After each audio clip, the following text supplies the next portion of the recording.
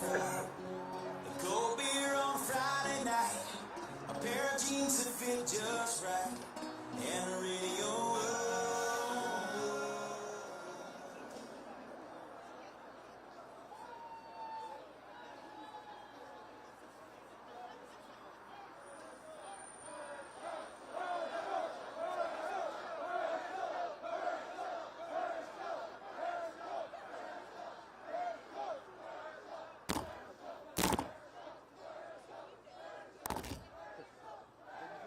That's not good. The audio popped.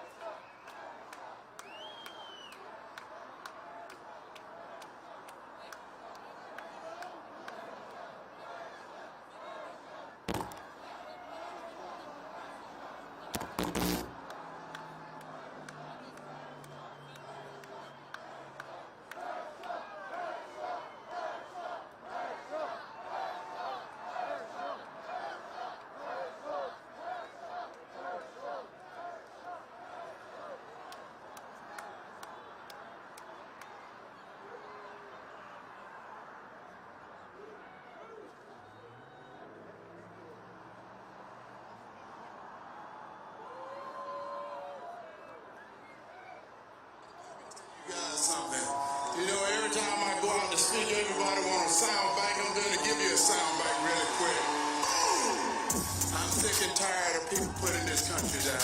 They want to ask me why I'm running. Let's be real. I'm sick and tired of it. You look at the economy, you look at the gas prices. You can't buy a grocery now. It's time for us to wake up. It's time for me to get out and fight. Because I'm going to tell you, I love to win. I said, put me in the game, coach. I'm ready to play. Hello, Woodstock! Hello, Cherokee County! Welcome to God's country, which is going to go 80% for Herschel Walker! All right, I want to see a show of hands. How many people have already voted? Raise your hands. All right, I want to see a show of hands of the people who haven't voted yet, who promise me you're voting tomorrow, okay? And then after that, after you vote, I want you to call all your friends. I want you to walk your neighborhood. I want you to text your friends. We're getting ready to shock the world by sending Herschel Walker to the U.S. Senate. My name is Ralph Reed. I'm the founder and chairman of Faith and Freedom Coalition, and I'm a former chairman of the Georgia Republican Party. And I don't know about you, but I cannot wait to see the long faces on MSNBC and CNN when these votes come rolling in. I don't know how many of you saw it, but Joe Biden said at a news conference after the November election, he was asked directly, "Are you going to change anything?" And he said, "I am not going to change a thing." Well, I got news for Joe Biden. Since he learned nothing on November 8th, we're going to teach him a lesson on December 6th when Herschel Walker beats Raphael Warnock.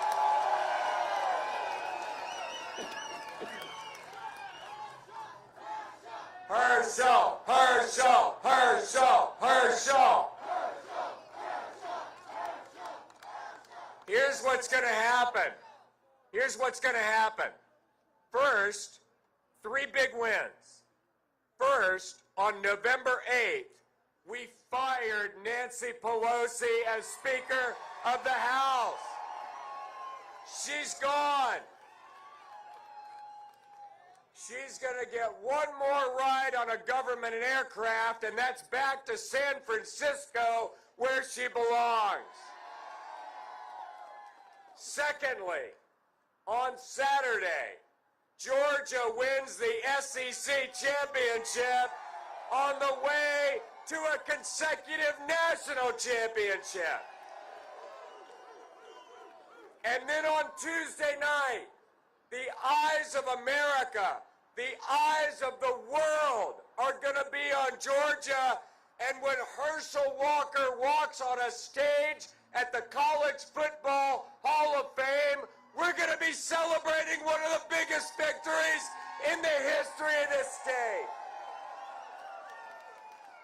Now, folks, this is all about turnout. This is all about turnout. I want you to do 2 things in the next 4.5 days. Number 1, ignore the polls. Ignore the polls. This race is effectively tied.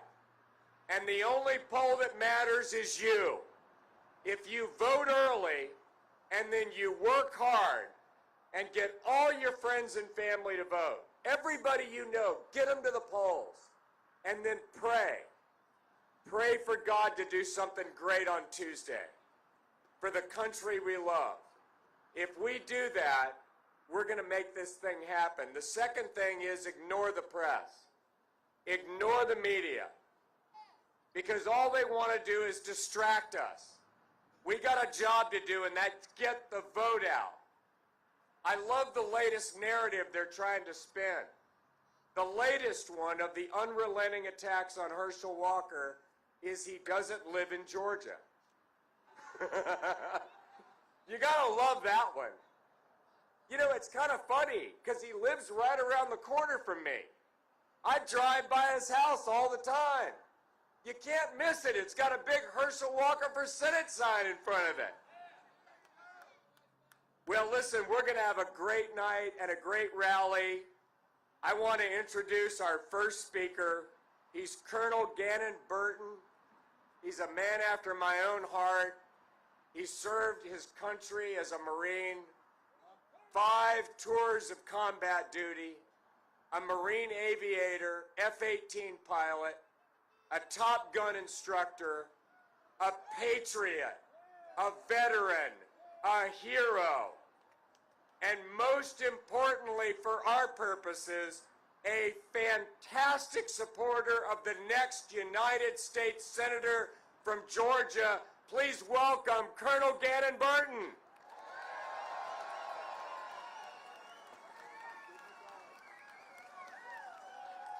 How are we doing tonight? Hey, where are my fellow service members out there right now? Hey, does anyone think, first of all, thank you, because many of you, especially our Vietnam vets who didn't get the appreciation they needed when they came home, we didn't treat them the way we should have. And I want to say a special thank you to our Vietnam vets tonight. Let's give it up for them. Hey, you're wondering maybe, hey, who is this Colonel Burton guy that all of a sudden stepped up that you hadn't heard from? Well, I was born in Belmont, Mississippi, but it was actually Red Bay, Alabama. Our trailer was just nearest to Belmont, Mississippi. And I got to go to a community college, and I earned a scholarship to Mississippi State University. And a buddy of mine joined the Marine Corps. And I said, I'm not letting you do that on your own. And so I just joined up with him. And then we went off to the Marine Corps. And they said, hey, you know what?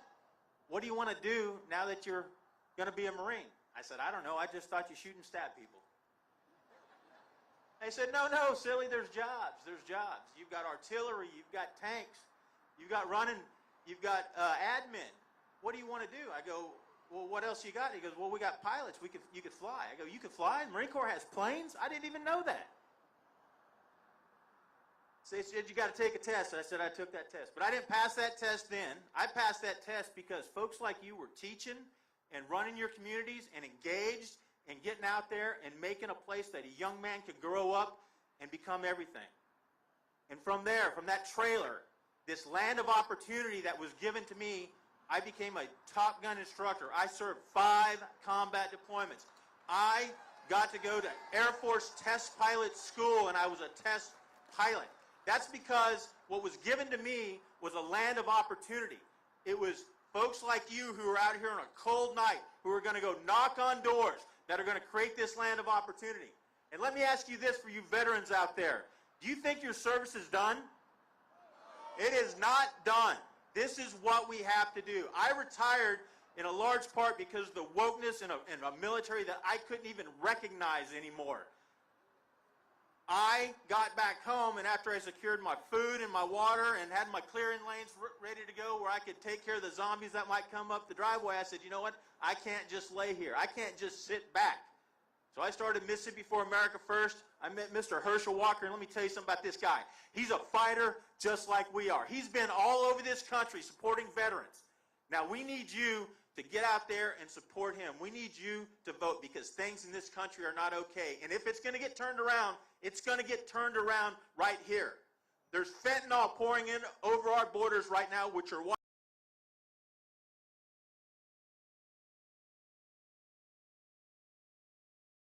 open, which are killing people. Talking about those Vietnam vets, last year we lost 2 Vietnams worth of young people to one drug that's coming in from an open border from China. And that's because Raphael Warnock is voting for every single thing that Joe Biden puts in front of him without even looking, while he goes and cashes his checks while he runs his slums. And that's the truth. We need to fight. I'm here to fight, and I'm asking you to get out there, get 10 people to the polls tomorrow. Get in there and get them in and vote, and then come election day, when there's no more early voting, get out there on election day and drive folks. We have got to fight with everything we have because there's one thing we cannot do. We cannot give up on this country because there's nowhere else to run.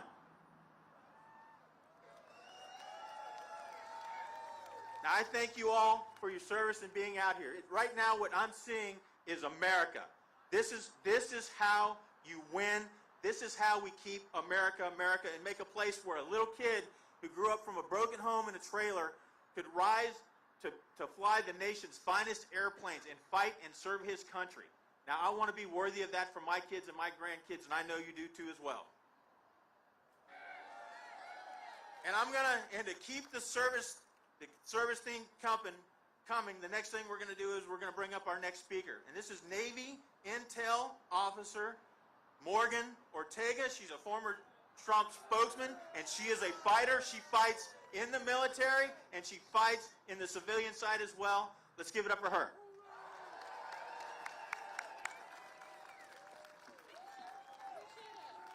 Hey, Georgia! Go Dogs. Yeah. It is so good to be back in Georgia to support my friend Herschel Walker. I can't wait to see him sworn in as the next senator from the great state of Georgia. Now, I know we just asked this, but how many military veterans do we have here tonight? Great. Thank you for everybody, especially the Navy. Go Navy. That's good. Yeah, we got a Navy guy. I don't know if y'all saw this today on Fox News, and some of you hopefully watch me on there. Did you know that in 2018, during President Donald J. Trump's presidency, about 70% of Americans had confidence, had faith in the military. Guess what that number is today? 48%. And I could not agree with you more. And so what happened? Well, at the end of the Trump administration, I had the best 2 years of my life. One of the greatest presidents in our lifetime, Donald J. Trump. I served as his spokesperson. Give Trump a hand, that's right. Now, y'all remember in the Trump administration, they often said that we were going to start World War III. Well, man, if they didn't get that wrong, looks like the current guy's got that taken care of for us. Everybody remember Abraham Accords? When I was at Trump's State Department, we negotiated the first peace deals between Israel and Arab states. The first in 26 years. There were 4 of them. Now, what do? Biden got into office, and what happened? Within 3 months, after we handed them a peaceful Middle East, within 3 months, Hamas was attacking Israel. Within 7 months, Kabul fell to the Taliban. Within 7 months. And we all saw that disgusting and disgraceful withdrawal that resulted in the loss of some of our bravest young men and women. And then, of course, a year into his presidency, we see something that Russia did not do in the 4 years of the Trump presidency, and that's a war in Europe when Russia invaded Ukraine. These are all things that did not happen on Donald Trump's watch. And I'll tell you, one of the things that Trump had his eye on, that Herschel has his eye on, is the Chinese Communist Party. Did you know that the Bible that all of you read, did you know there's a Bible in China? But that Bible has been edited by the Chinese Communist Party. Now, where I come from, you don't edit the Word of God. Did you know in churches in China, they have replaced Jesus, the picture of Jesus off the wall, and they have replaced it with a picture of Xi Jinping. They're arresting in Hong Kong today. Chinese authorities are arresting Catholic bishops. So there is a fight for who is going to lead the world. And it is either communist or it is countries like ours that believe in democracy and believe in freedom. Let me tell you what Warnock supports. He doesn't support the state of Israel. He is not a friend and ally. I was just in Doha at the World Cup. I'm not a huge soccer fan, I'm going to be honest, but I wanted to support the United States as they played against Iran. And I saw in that stadium, Team USA won, by the way. I saw in that stadium Iranian women watching their soccer team. Now in Iran, those women cannot go into the stadium, only men can. And I saw women not only watching the game in Doha, but they had their hair uncovered. Today, the mullahs in Iran are killing women on the street for the crime of showing their hair. And Raphael Warnock and Joe Biden want to support the mullahs and want to support the suppressive regime. Raphael Warnock has also voted for legislation that leads to higher inflation. You know, I've got a child, I'm sure many of you have children and grandchildren here. You should not have to decide between filling up your car with a full tank of gas and putting Christmas presents under that tree. But that's what you have to do because of Joe Biden and Raphael Warnock. What about our medical supply chain? You know, first it started, we couldn't get our baby's formula. Y'all guys remember that? I have a 2-year-old.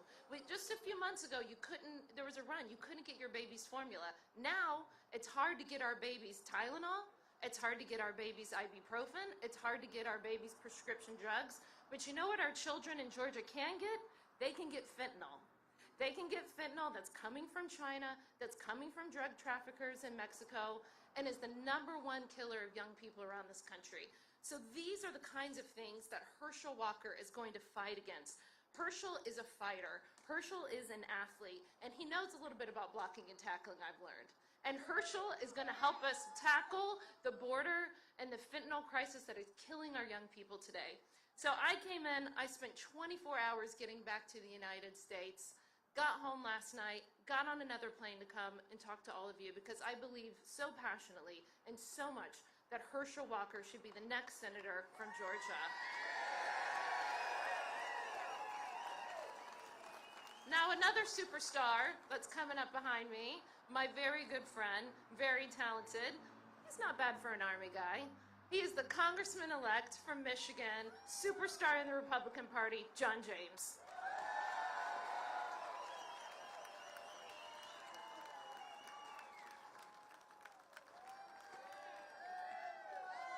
Hey, how's everybody doing tonight? That's what I like to hear. I'm John James. I graduated West Point 2004, became a Ranger qualified Apache pilot, and flew 750 hours combat in Operation Iraqi Freedom. I'm a father, I'm a husband, and as of a few weeks ago, Congressman-elect. I'm here to tell you about a very important state, a state with a population just over 10 million, a special state where automotive manufacturing and agriculture are very important to the economy, a state where the largest urban center is home to the largest per capita black population, and Republicans nominated a black man for U.S. Senate. A state with the best football team in the entire country. That's right, Michigan.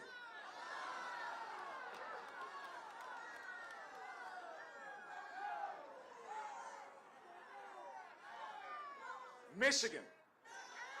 A state where in 2016 we elected a Republican president and Republicans fell asleep.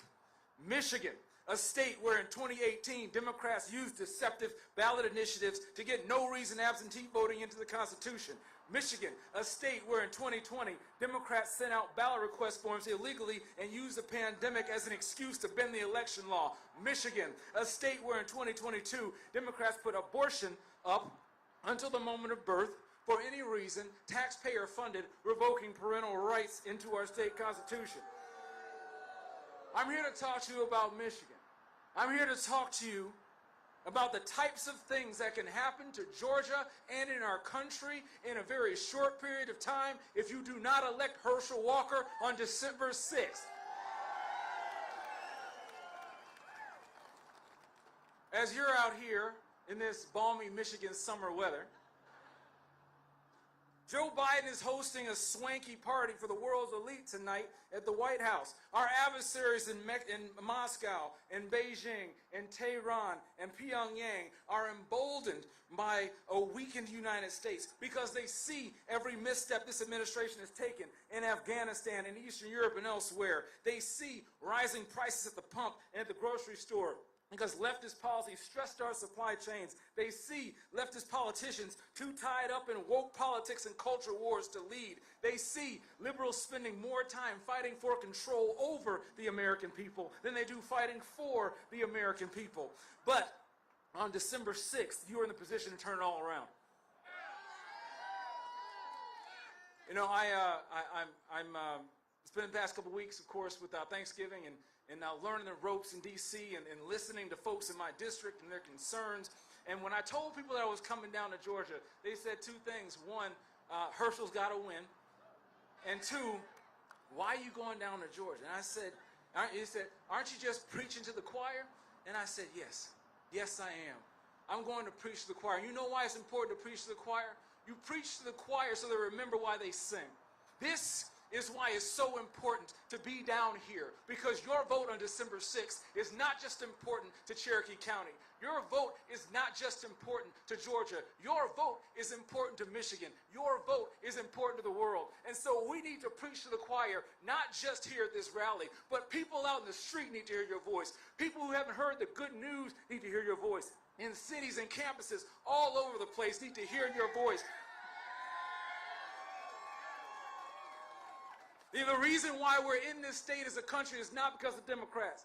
It's because of Republicans who've forgotten the mission. It's because of Republicans who've forgotten who we are. We've forgotten that we're the bold party. The Republican Party is the party of emancipation. The Republican Party is the party of women's suffrage. The Republican Party is the party of the civil rights movement. The Republican Party is the party of the criminal justice reform. Right now we have a president who's the party of locking folks up. Super predators, but people forgot about that, didn't they? But see, for a generation that pines for fairness and equality, we need to show them. We need to get out there, and we need to prove that we love everyone and judge no one. We need to prove that if you're a Christian and call yourself a Christian, you need to start acting more like Christ. When you need to prove for a generation that values speed, show them how government can be smaller, adapt more quickly, driven from the bottom up, closer to families and individuals, and be more permissive and don't interfere. We need to show them a generation that worships startups and individualism and free enterprise, that we can make life better for them. See, this is very important. We are on the doorstep of an America with a 50-50 Senate, and Kamala Harris breaking the tie is a very different America than 451-49. You can change that. You can fix that. You have the power. But if you just keep the gospel lowercase g here at this rally, then we have failed. Not just here, but in future generations. Right now, Herschel Walker, a man who stood up and fought his entire life, who's fought stigma. This man who's fought and willing to go in the front lines of ideological battles to hold our country has been on offense for his entire life. Now we need you to help him on defense, a goal line stand for American values and the American dream. We need you to send Herschel Walker to Washington for Woodstock, for Georgia, for Michigan, and for the United States of America. God bless you. And run, Herschel, run. Now it is my distinct pleasure to welcome your congressman and my future colleague, Congressman Barry Loudermilk.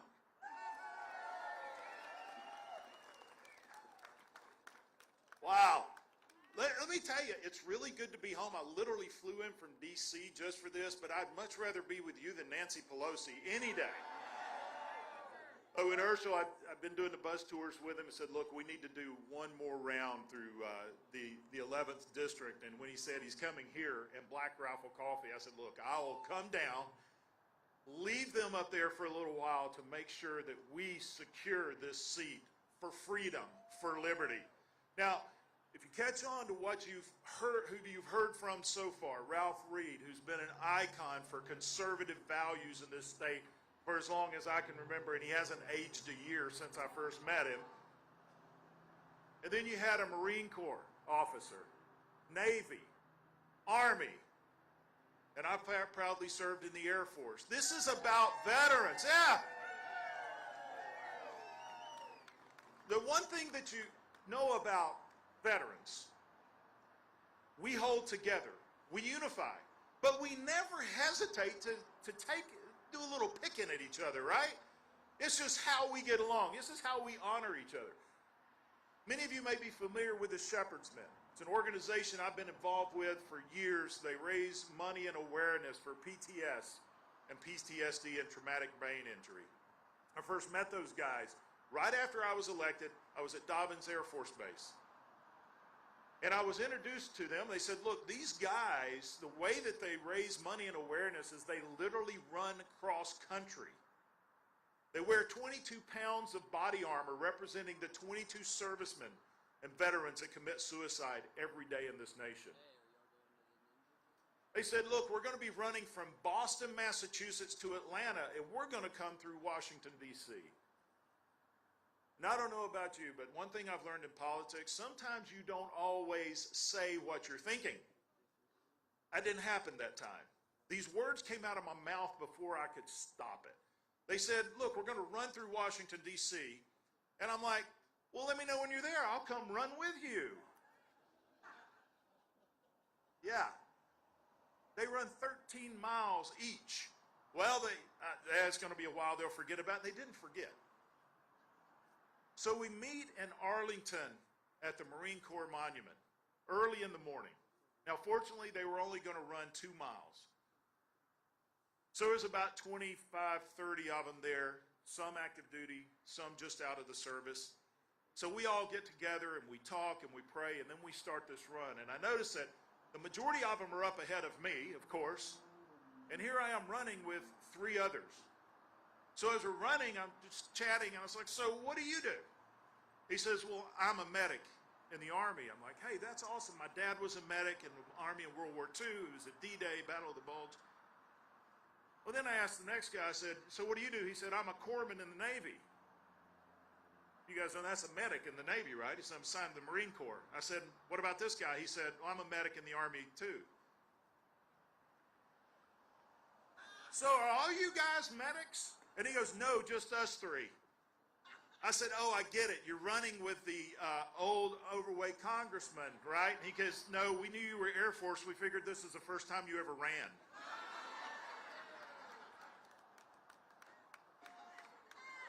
Now, I say that because that was a huge compliment, right? We had camaraderie there. And I learned something here because I'm going to use a little bit of that here. You know, you just heard from the Army guy, comes here and starts talking. What was that, high school? Something about Michigan? Look, we may share some camaraderie because we all wear the uniform, but I got a different uniform on here.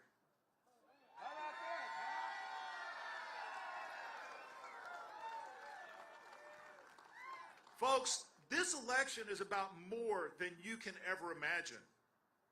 This is about freedom. Look, a lot of people thought Republicans should have done a lot better in this election. Let me tell you something. We won a majority in the House. It may not be as big as a lot of people wanted, but when you look at John James and some of the new class of conservative firebrands and fighters that are coming in, I'd rather have a small majority of dedicated, hardworking patriots than a large majority of a bunch of rhinos.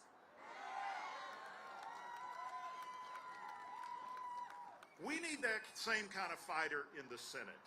That's why we need Herschel Walker. This comes down to turnout. Turnout. You know people. And you need to talk to people and make sure that they go to the polls. And I hear from some people, well, I've been watching the TV and I'm listening to ads. I'm not. Since when do we start believing what the television's telling us, right? Personally vouch. I've met him. And if not, tell him you know me and I'm supporting Herschel Walker and I'm campaigning with him. If that's not the case, look at all the other elected officials you have here, state and local, that are here because this is so important. We have to cross the finish line.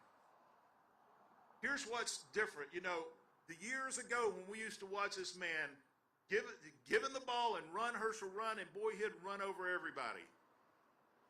But he needed some linemen, as I played, line. He needed linemen to open those holes for him so he could plow over folks. We're the linemen now. We need to pull Herschel.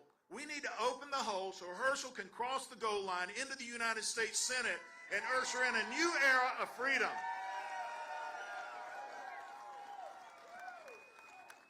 Let me also thank Black Rifle Coffee. I was here for the grand opening, and thank you so much for hosting this. A great patriotic company.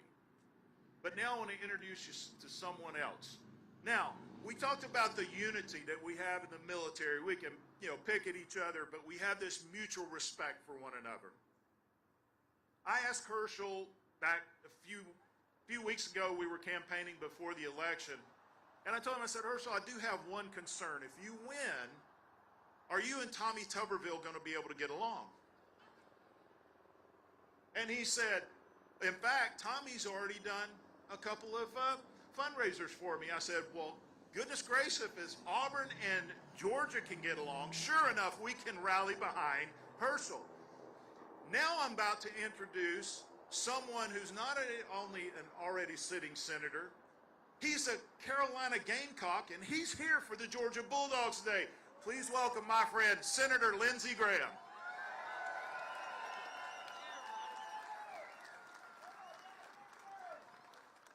Well, America needs Georgia. What are you going to do about it?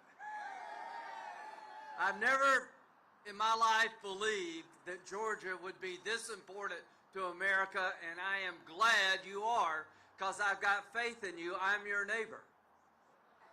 I grew up in the back of a liquor store. That's why I am a good senator. My dad owned a bar, a pool room, and a liquor store. And everything I need to know about this job, I learned right there. The main reason I'm here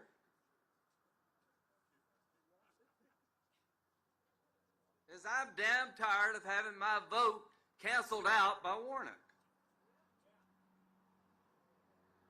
Team Biden.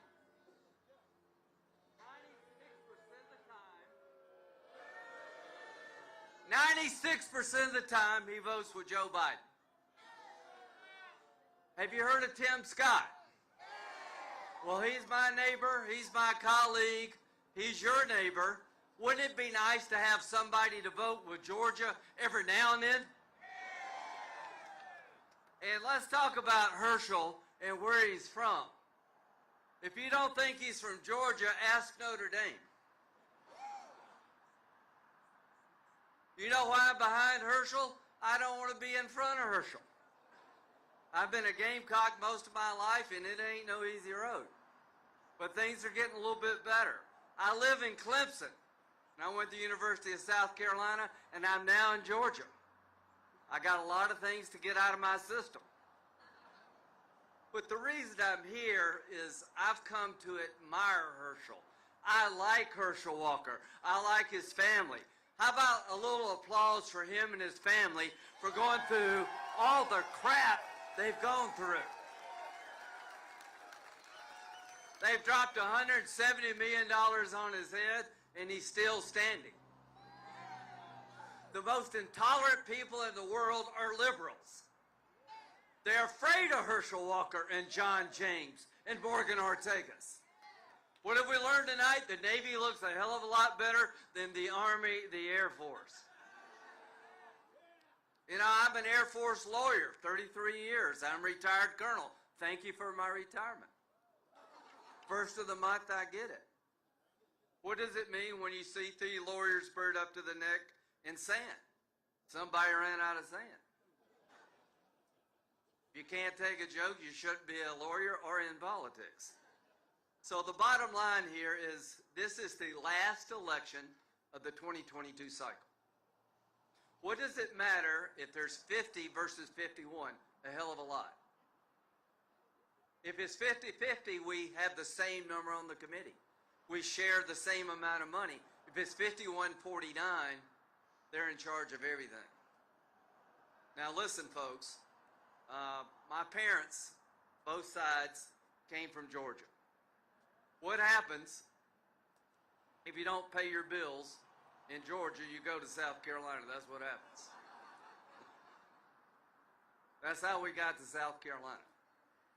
My heart and soul is in this part of the world. And don't let us down, folks. Don't let Herschel down. Don't let him down. Because if you're a conservative, don't you think we need more people of color running? Don't you think we need more women like Morgan Ortegas willing to be Republican? They're treated so badly. And now's the chance to push back and change the course of history. How many of you believe that Brian Kemp is the right guy to be your governor? I got a question for Georgia. Why in the hell would you send Warnock to Washington to undercut everything that Kemp is doing in Atlanta? That's what's at stake here. These soft Republicans. I'm going to help you figure this out. If you think that the Biden agenda is middle of the road, you shouldn't be allowed to drive in Georgia. There ain't nothing middle of the road about this crowd. This is the most radical agenda in our lifetime, right? We live in an America where they will kick you out of the military if you don't take a shot. Doesn't that make you mad as hell? We live in an America where 4 million people come here illegally without a shot and they give you a vacation. That's Biden's America. That's Warnock's America, where you got to mortgage your house to fill up your gas tank, and when you get to the gas station, you're probably going to get robbed. That's Biden and Warnock's America. Georgia, change it while you can. You're the last hope. It's down to you. A week from today, let's end the year on a better note. It's been a tough year, hasn't it?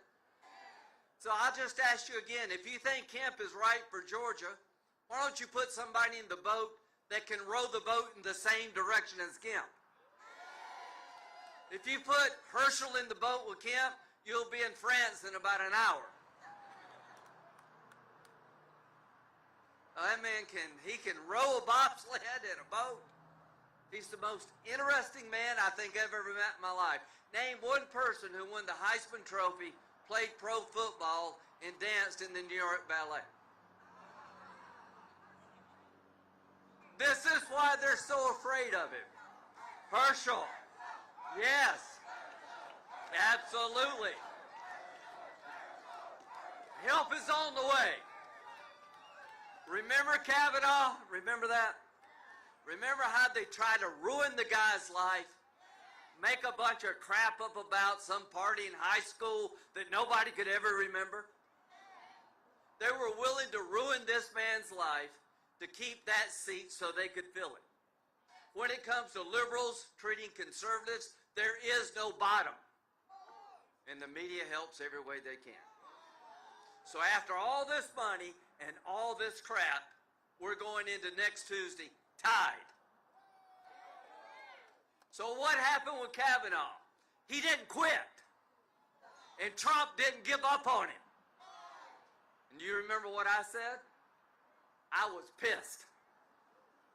And I stood up for him. I'm here tonight to stand up for Herschel.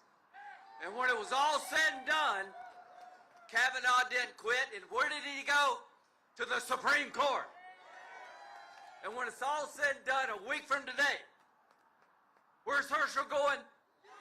To the United States Senate. That's where he's going. Georgia, you got a chance to make America a better place. Don't let us down. And let me tell you, January, when we go back to the Senate, they call the roll. They go down each state, and they introduce 2 people from each state. Now, I can't wait to when they get to Georgia, because here's what they're going to say. Starting for the state of Georgia, Herschel Walker.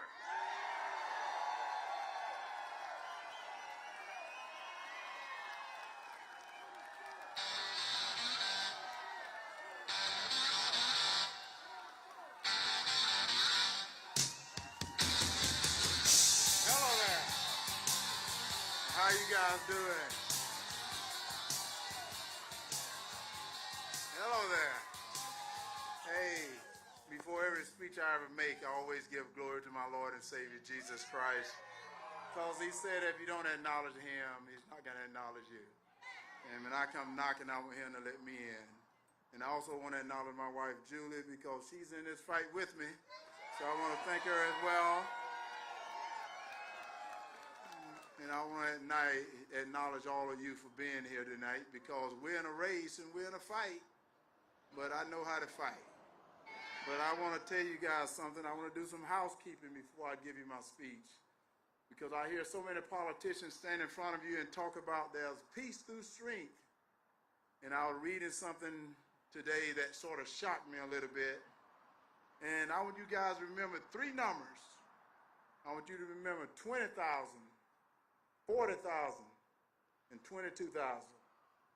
And 20,000, I want to tell you, is active duty warriors in the United States military that's being kicked out by Joe Biden and Raphael Warnock for not taking that COVID shot.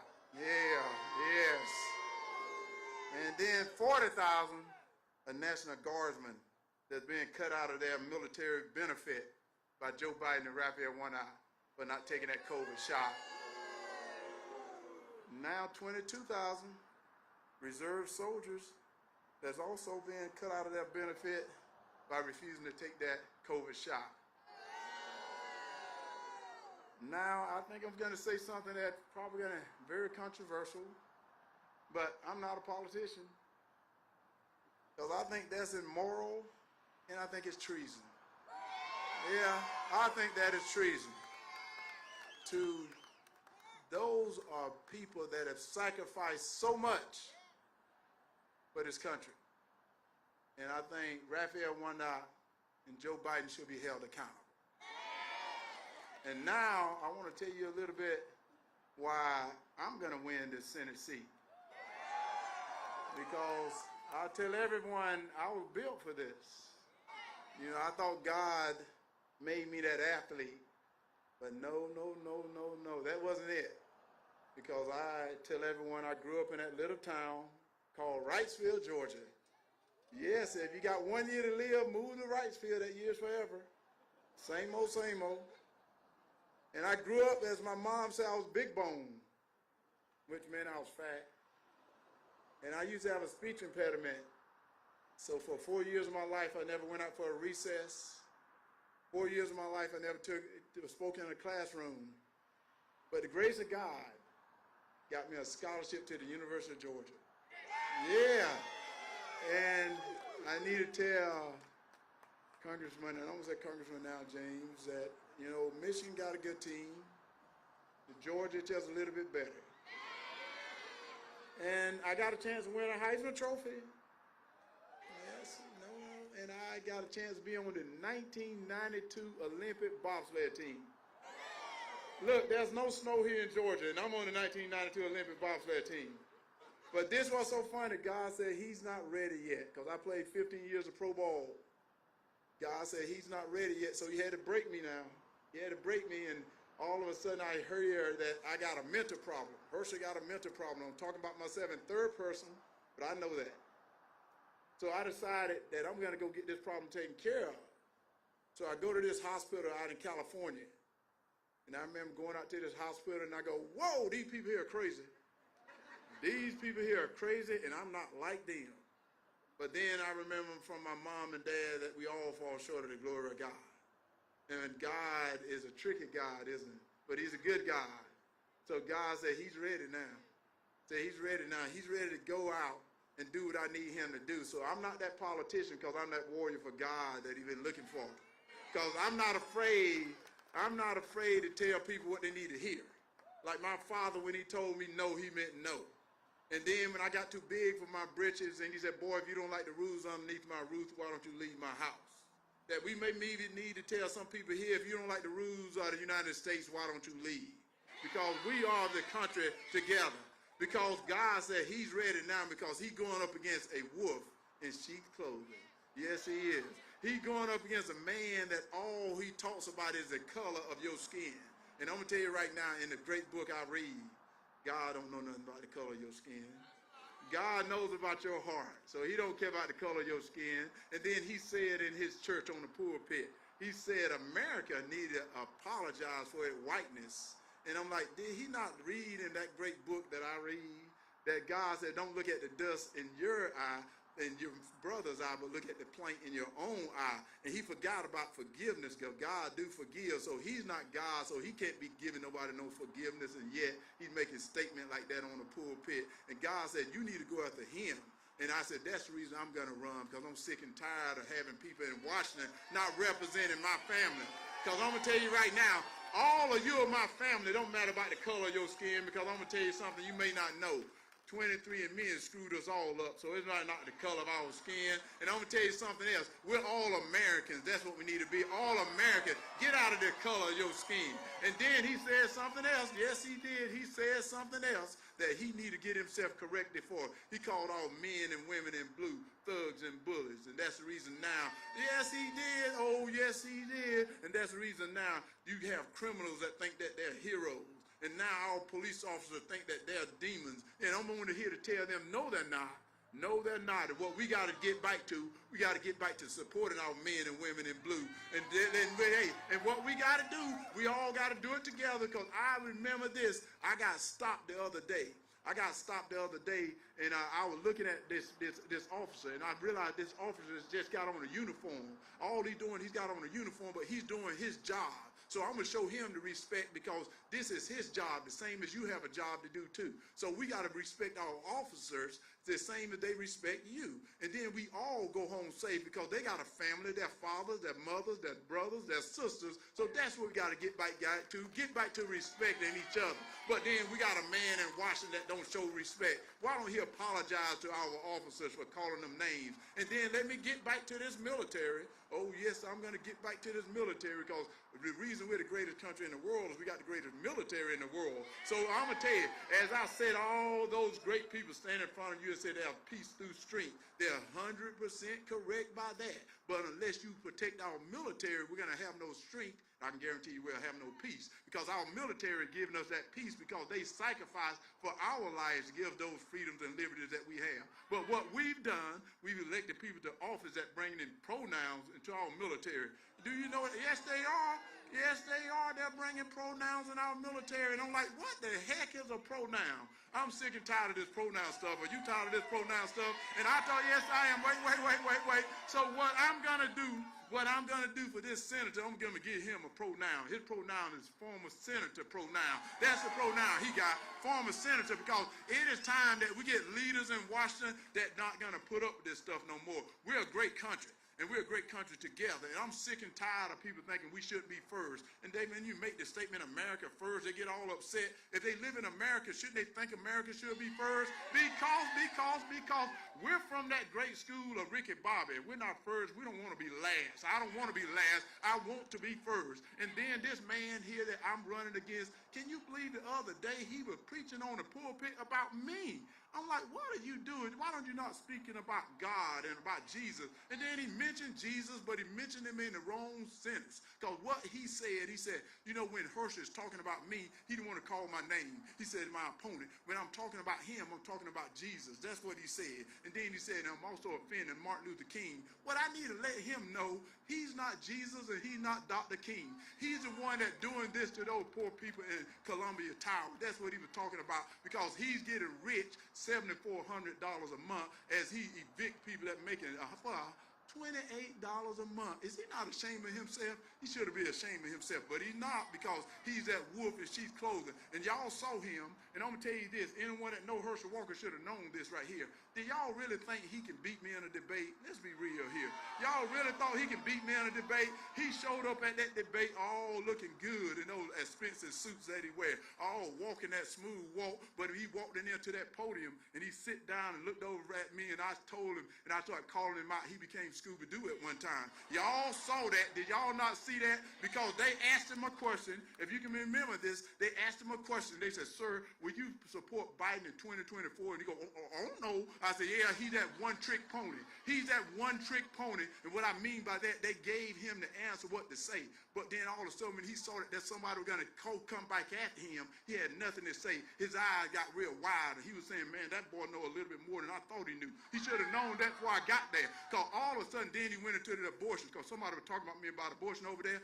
This guy believed in abortion on demand. He believed that you can abort a baby all the way up to 9 months. He's a man of the cloth. He's saying you can abort a baby all the way up to 9 months. He even voted, now listen to me, he even voted that if a baby survives an abortion, he would deny that baby medical care. Can you believe a man said that? And then he threw his old words out, the words he's been using forever. He said, you know, a doctor and a patient can't be in the same room with the government. And I happen to say, but you're bringing the government right back in because you're inviting the government to pay for it. So the government got to pay for it, so you're inviting them back in. And he didn't know what to say after that. And then I said, do you not know also there's a baby in that room too, sir? There's a baby in that room too. So I'm going to speak for our babies. I'm going to speak for our police officers. And I'm going to speak for our military because we need somebody in Washington that's going to speak for justice. And I'm not that politician. I'm that warrior because I'm not going to say what they want me to say. I'm going to say the truth. And the truth will set you free. Is that not true?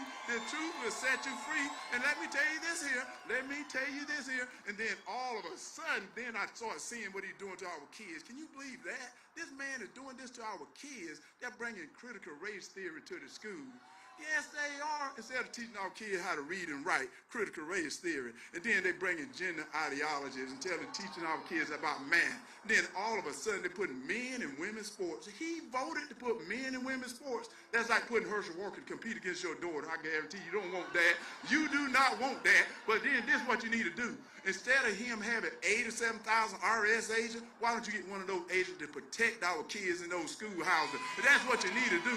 Get them 87,000 IRS agents to get out of that schoolhouse, protect our family. And then you see the crime. You see the crime on the street, and the reason why. I can tell y'all the reason why. And I'm going to tell you how you can get rid of it, too. You can get rid of it because, as my father used to say, tell the people no. You do that, you're going to be held accountable. Same thing in Adam and Eve, because you remember when Adam and Eve was in that garden, and all of a sudden God said, in this place here, you have total freedom.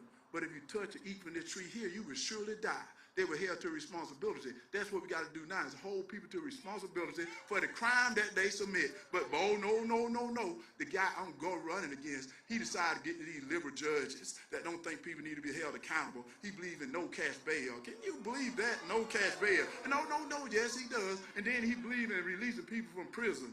I'm like, oh, wow, what can you believe that? Releasing people from prison? Now we're going to become prisoners in our own home because of Senator Warnock. In less than 2 short years, this is what he's done to us. And I said, not on my watch. Not on my watch. What we need to tell this senator what he need to do as he lead the people lead the people office, don't let that door hit him in the backside as he walk out of that office. Because he don't know. And then I remember him on this podium. He was on this podium saying, to be a senator, you got to know some stuff. I'm going to tell him he don't know no stuff. I'm telling y'all the stuff he don't know. Because all the things he voted for, because they told Joe Biden that he was headed in the wrong direction. And all of a sudden, Senator Warnock voted with him 96% of the time. That means he don't know no stuff either. No, that not mean that. And then all of a sudden, I happened to see this commercial he was running.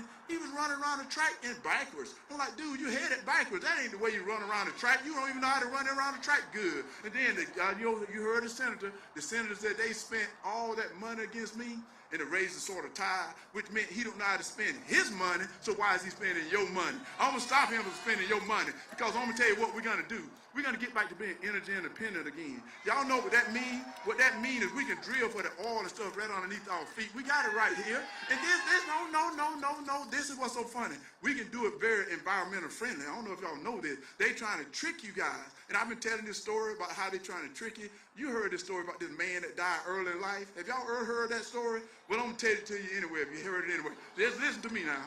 There was this man died early in life. He died early in life. And as he got to heaven, he met St. Peter at the pearly gates.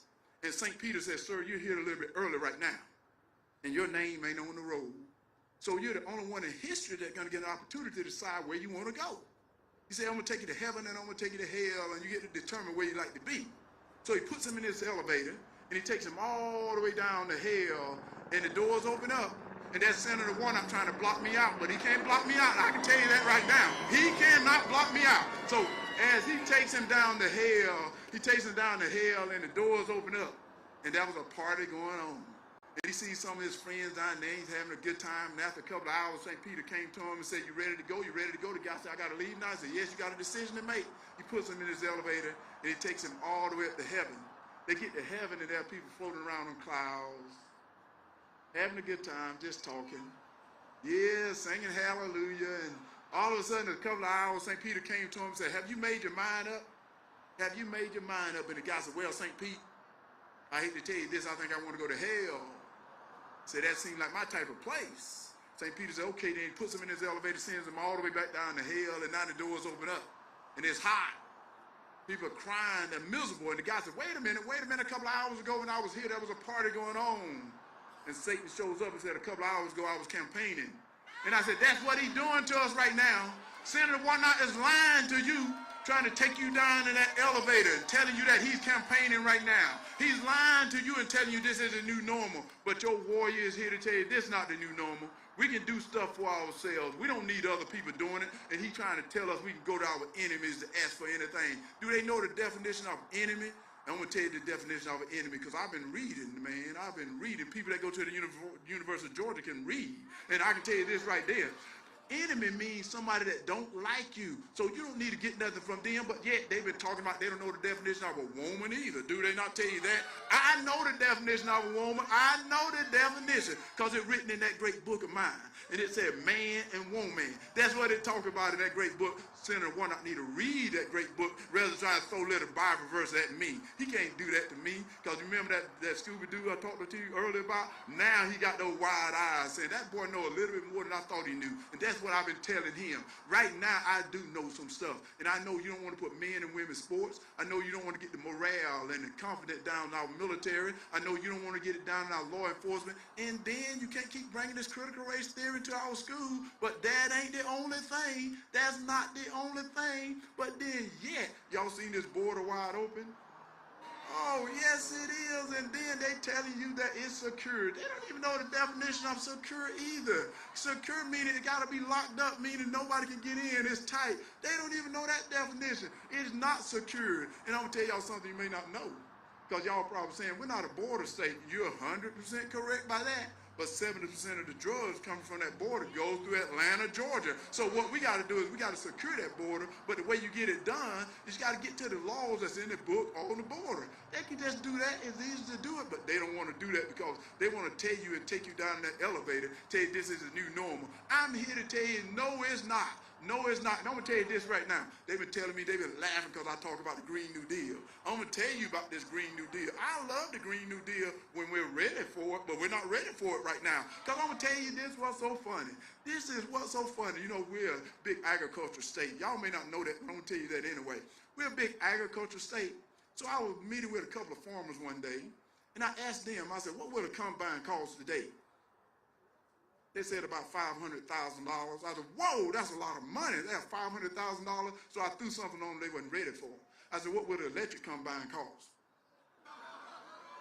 They said it cost about $1.8 million. I said, whoa, that's a whole lot of money. But somebody told me, they said, Herschel, it only run for 2 hours, then you got to charge it. It won't work. It will not work, so people can't get rid of their crops in on time. So when we get ready for it, then we can go to this Green New Deal. We're not ready for it right now, so we need to keep doing what we're doing and slowly move into it. You can't start doing it right away. That's what the problem is. They're taking you down in that elevator, telling you this is a new normal. This is not the new normal. We can do better. We can do better, and then we got to get back into this racism. Because didn't you believe that? They've been calling me names, all types of names they've been calling me like they're going to hurt my feelings. They don't know. If people hurt my feelings when I was a little boy, I'm not a little boy no more. I'm a man. And that's what you need to do. You got to be a man today. So what they've been calling me, y'all saw the other day, they called me a coon like it's going to scare me to death. Oh, yes, they did. Oh, yes, they did. But they don't realize I'm from the country. A coon is one of the smartest animals out there, so you ain't gonna hurt my feelings by calling me that name. You know what hurt my feelings? What hurt my feelings is that border is not secure. What hurt my feelings is the morale in the military is down. What hurt my feelings, the morale in our law enforcement is down. What hurt my feelings is crime on the street. What hurt my feelings is overinflation. This is what Senator Warnock is giving you right now. And if you want something better, you gotta get out and you gotta vote. You gotta vote, you gotta vote, you gotta vote. And how many of you have voted early already? How many of you have voted early already? And those that hadn't voted early, get out and vote. And if you got 10 friends, take them to get out and vote. If you don't have no friends, make some friends. Let's go out and vote. This is a serious job right now. We got to get this together. And I want to tell you something as my offensive linemen tell me. They used to say, Herschel, follow me. I'll take you to the promised land. Oh, yes, they did. So I'm going to tell all of you, you vote for me. We all get to the promised land. Because we get that together. We get that together or we don't get that at all because we're a family here. And I'm going to tell you, God loves you. What a day the Lord has made. Let us rejoice and be glad in it. God bless you now.